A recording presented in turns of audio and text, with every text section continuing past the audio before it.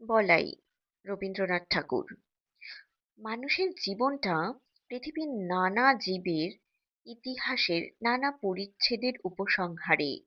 এমন একটা কথা আছে, লোকালয়ে মানুষের মধ্যে আমরা নানা জীবজন্তুর প্রচ্ছন্ন পরিচয় পেয়ে থাকি। সে কথা জানা। বস্তুত আমরা মানুষ বলি সেই পদার্থকে যেটা আমাদের ভিতরকার সব জীবজন্তুকে মিলিয়ে এক করে নিয়েছে। আমাদের বাঘ গরুকে এক খোয়ারে দিয়েছে পুরে, অহিনকুলকে এক খাঁচায় ধরে রেখেছে। যেমন রাগিনী বলি তাকেই, যা আপনার ভিতরকার সমুদয় সারেগামাগুলোকে সঙ্গীত করে তোলে।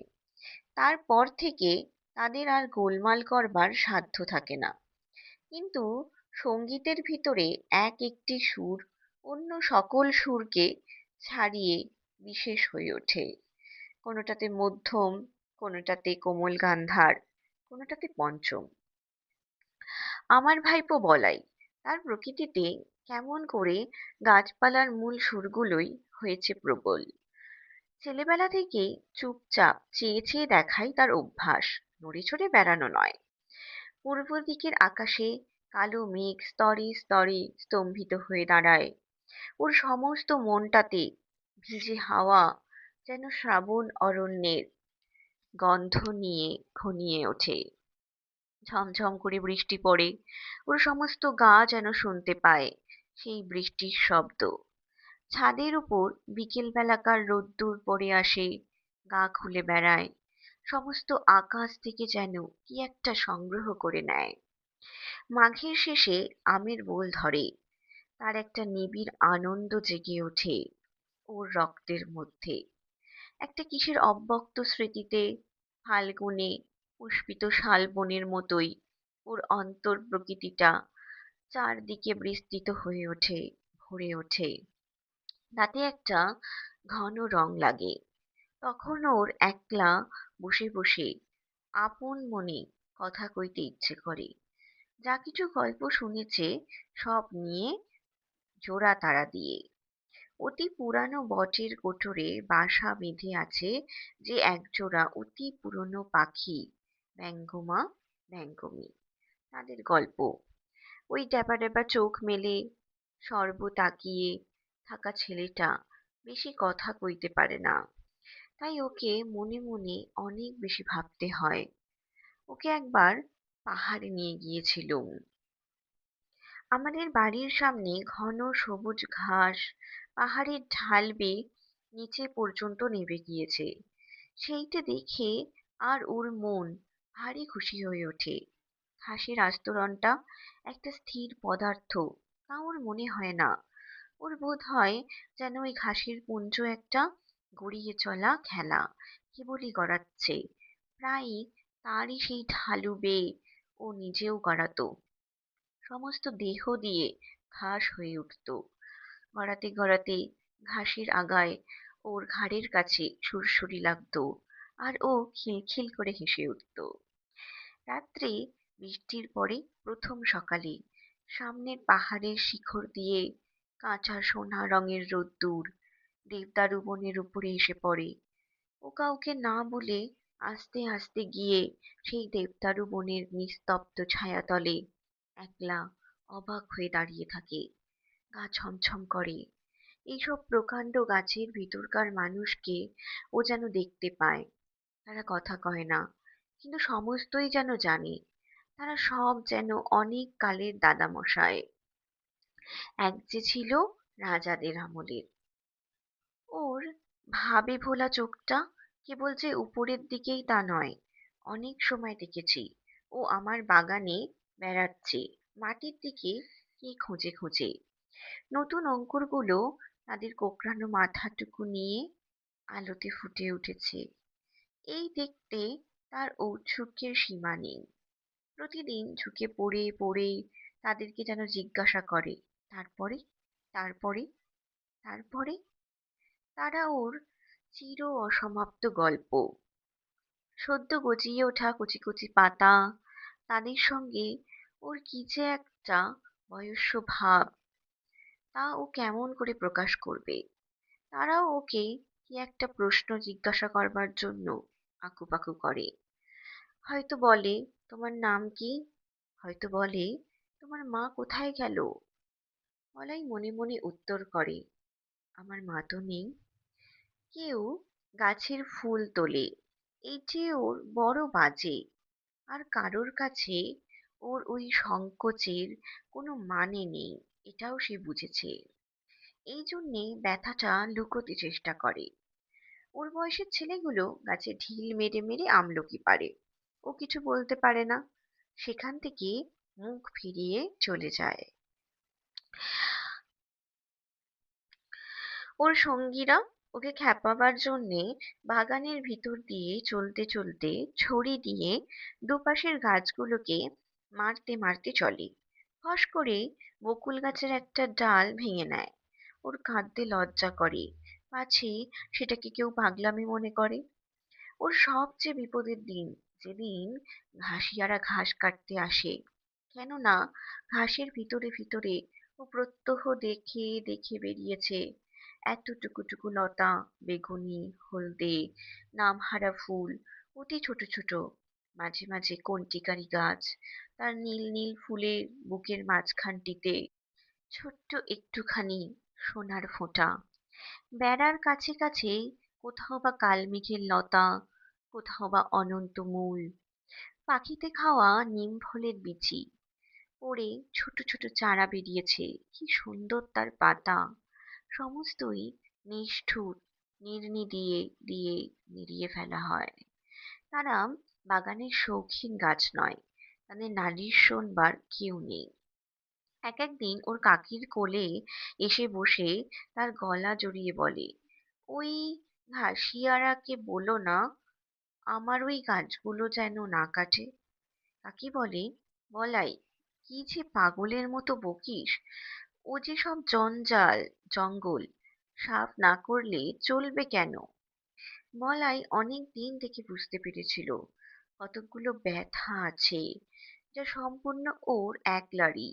ওর চারদিকের লোকের মধ্যে তার কোনো সাড়া নেই। এই ছেলের আসল বয়স সেই কোটি বৎসর আগেকার দিনে, যেদিন সমুদ্রের গর্ভ থেকে নতুন জাগা পঙ্কস্তরের মধ্যে পৃথিবীর ভাবী অরণ্য আপনার জন্মের প্রথম ক্রন্দন উঠিয়েছে।